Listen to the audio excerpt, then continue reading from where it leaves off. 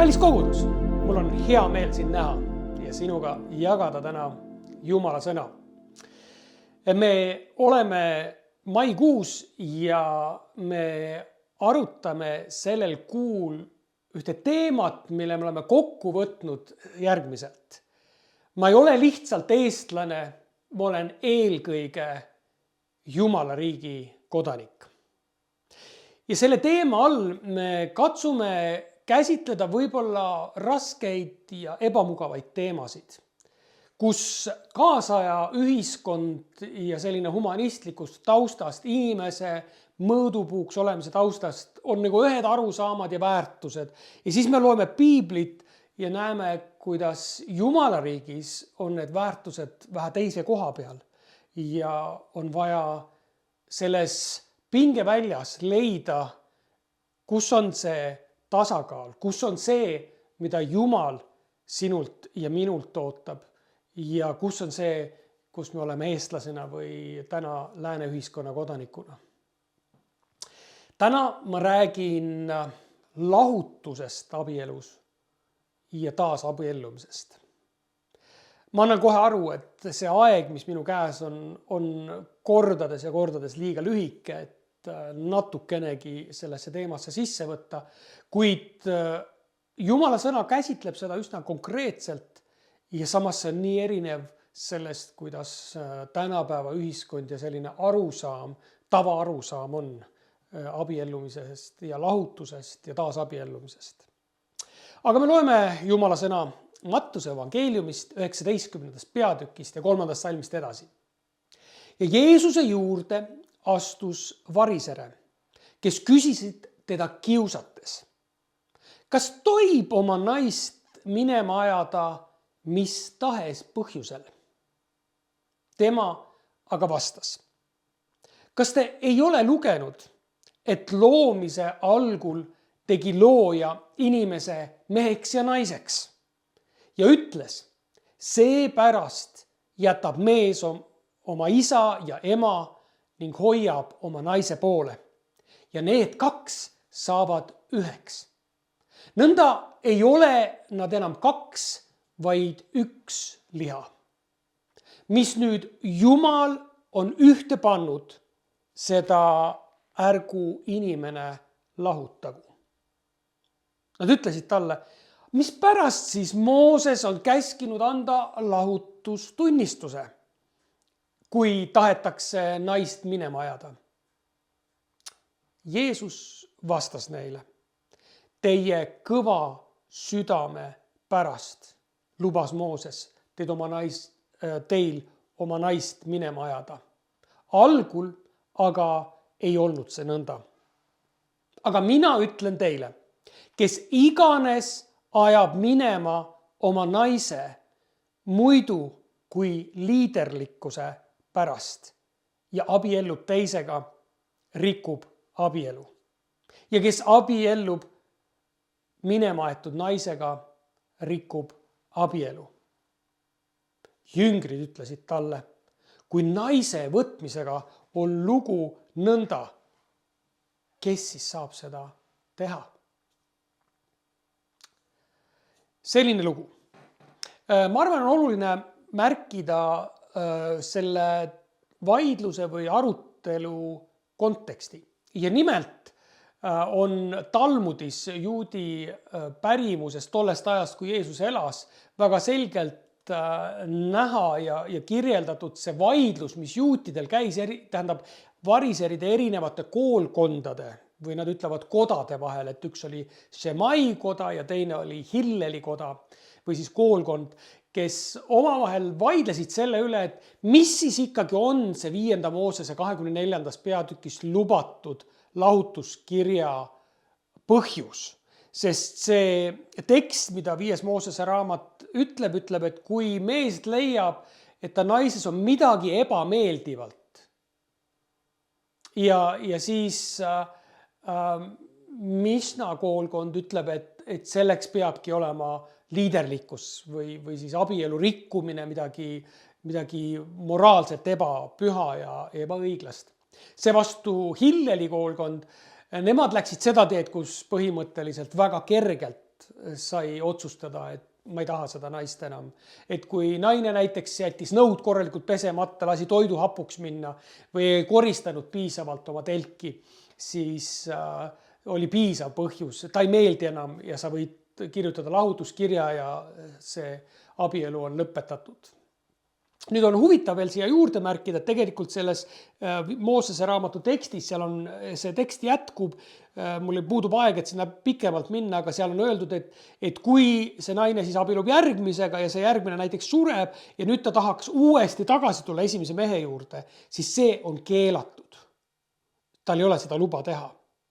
Ja see üks taust või mõistmine arusaam selle juures oli see, et ei toimuks sellist nii-öelda legaalset prostitutsiooni. Muideks see on ka täna siis islami ühiskonnas mõningates kultuurides praktika, kus naine, et tooks rohkem raha majja, siis nii-öelda lahutatakse üheks õhtuks või teatud ajaks. Naine käib, on prostituut, saab selle raha ja siis võtab mees tagasi naise ja kõik on nagu hästi. Ja nii-öelda jokk seaduse silmis. Et üks võimalus oli, et miks Mooses just keelas selle, et naine uuesti oma nii-öelda esimese abikaasa naiseks saaks, et just vältida igasugust sellist võimalust või sellist kiusatust. Nüüd, miks ma selle ekskursi tõin, on tegelikult see, et täna kristlikus maailmas, kogudustes ja õpetajate seas, teoloogide seas on samuti väga erinevad vaated ja vaidlused. Ja üks niisugune võib-olla kõige konservatiivsem lähenemine või arusaam piiblist on see, et kui keegi on abielus, siis mis iganes põhjusel see abielu nii-öelda lõpeb või ametlikult lahutatakse, siis tegelikult ta jääb ikkagi abiellu Jumala silmis. Et ta oleks nagu sellesama abikaasa mees või naine elu lõpuni välja arvatud, kui surm neid lahutab. Ja selle vaatega ma ei ole lõpuni nõus, sest seesama kirjakoht 5. Moosese raamatust nagu välistab selle, kui me räägime, et Jumal oleks nagu nii planeerinud, et ta lõi abielu institutsiooni ja seda ei saagi lahutada, et inimesed võivad nagu püüda lahutuskirjadega või juriidiliselt lahutada, et siis tegelikult ei saa, siis siin on kohe konflikt selle sama 5. Moosese 24. peatükiga, kus on öeldud, et see abielu on lahutatud. Aga see selleks, me ei lähe nii detailidesse täna. Küll aga tõesti me peame mõtlema, mis on siis see, kuidas Jumala riik näeb abielu. Üks asi ja võib-olla põhiline asi, mida me väga selgelt näeme, on see, et alguses, kui Jumal lõi inimese, ta lõi meheks ja naiseks, siia puutub ka nüüd selle soo identiteedi küsimused. Jumal väga selgelt andis vastavad kehalised eripärad, ükskõik mis siin ajus toimub või mõtted käivad. Jumal lõi inimese meheks ja naiseks. Siis ta lõi ka selle abielu institutsiooni, selle, et inimene võib-olla loomariigis võivad iga hooaeg leida, ma ei tea, need hiired mingi uue partneri ja paljuneda. Aga inimese lõi Jumal abiellu ühe inimesega ja ta rõhutab seda loomisloos, kus need kaks on üks ja neid ei saa lahutada ja see lahutuse sõna vahel ka räägitakse, kui sa nagu rebid paberi katki, mis on kokku liimitud, siis mõlemast poolest jäävad tükid järgi, et sa ei saa seda korralikult lahutada. Ja võib-olla see Jeesuse põhiline sõnum, mida ta siin rõhutab, ongi see, et algselt Jumal lõi inimese abiellu truuks ja kui nüüd mis iganes põhjusel peaks lahutus toimuma, siis tegelikult jääb moraalne vastutus ja tegelikult ei ole lihtsalt, et saab uue puhta lehe keerata ja eluga edasi minna, et tegelikult tükid jäävad järgi. Otse loomulikult me saame aru, et kui on tegemist nii-öelda kärgperemudeliga ehk on lapsed, sul on ühised lapsed, aga tegelikult see läheb palju kaugemale. Ma tahangi seda väga rõhutada, et abielu, kui Jumal on disaininud, see on väga huvitav, kuidas Jumal on ka nagu füsioloogiliselt disaininud selle. Me teate niisugust asja nagu neitsinahk, et miks on Jumal lubanud sellise asja, et kui kui mees ja naine saavad esimest korda kokku, siis veri voolab, siis mingi purunemine on ja mingisugune veresooned jooksevad, see on vereleping.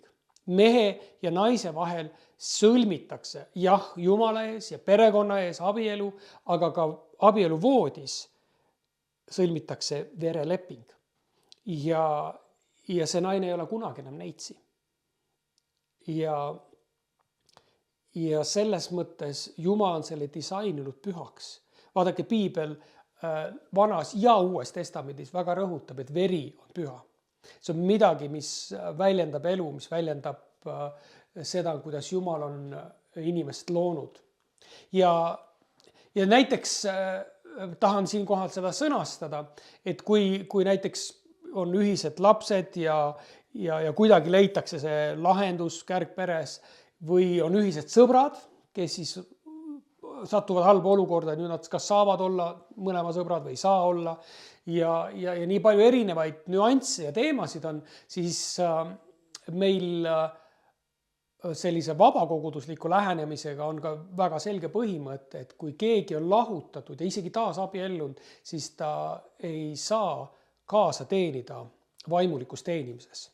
Näiteks moko juhina või muud sellises pastoraalses rollis.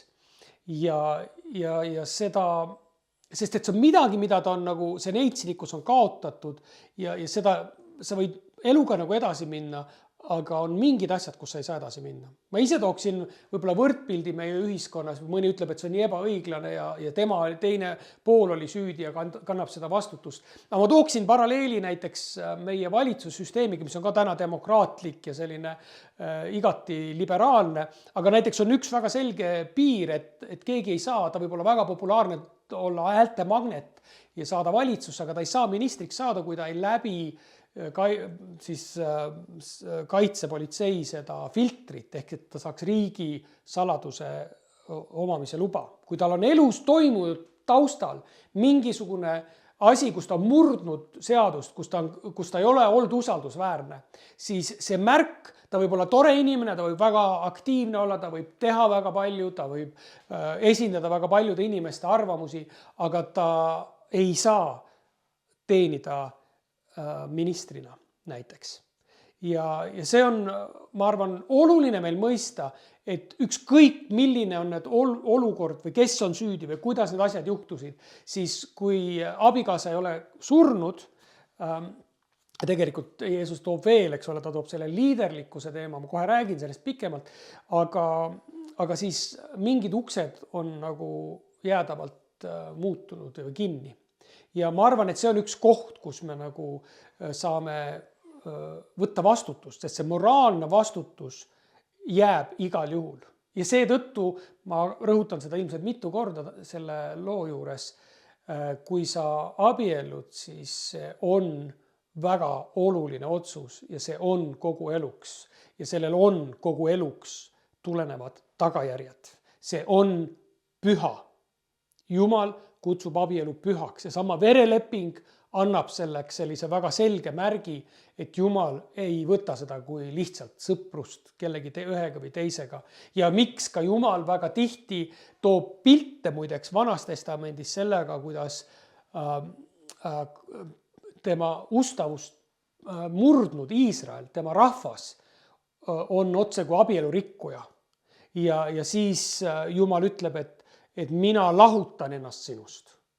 Et siin on nüüd kaks külge, et ühest küljest Jumal annab selleks võimaluse, et abielu saab olla lahutatud ja abielu saab lahutada. Aga selleks on väga selged tingimused ja sellel on väga suur ja oluline taust ja vastutus. Nüüd, kui me abiellume, siis siin on nüüd väga erinev vahe, et kas see abielu on sõlmitust nii-öelda taevas või ta on inimlik abielu. Et kui tavalised noored inimesed armuvad ja nad lähevad kas siis koosellu või ka registreerivad abielu, siis nad, kaks inimest lubavad teineteisele, et me oleme truud. Ja me oleme üksteise jaoks ja me oleme valmis kogu elu koos heas ja halvas käima. Aga kui inimene kes on kristlane, kelle elus on Jeesus Kristus issand, kõige tähtsam, siis tema abielludes, olgu see siis laulatusel või põhimõtteliselt ja just nimelt laulatusel, Jumala ees ta mitte lihtsalt ei luba inimlikult, vaid ta tõotab. On olemas selline asi nagu abielu tõotus. Ja siin on vahe sees, kas ma nagu luban midagi, ma nagu tahan väljendama oma parimat soovi või ma tõotan. Sest tõotusel ongi see vastutuse võtmine, et nii heas kui halvas, kui väga halvas, nii tervises kui haiguses. Ja see haigus ei ole mitte lihtsalt gripp, vaid ka vaimuhaiguses. Sest siit tulevad need konkreetsed küsimused ja rasked kohad, kus su abikaasa võib-olla on nii-öelda katus on ära sõitnud ja mida sa teed, kui inimesel on vaimsed tervise sügavad probleemid, siis siin me teame, et me Jumala ees me tõotame olla ustavad. Et me ei vali oma paarilist lihtsalt, kellega on mõnus voodis ja kellega on tore lapsi kasvatada ja oma kodu ehitada ja laenu maksta, vaid me tõotame, et me tahame Jumalat kolmandana meie suhtesse. See on Jumala ees ja sellepärast on ka selline leping.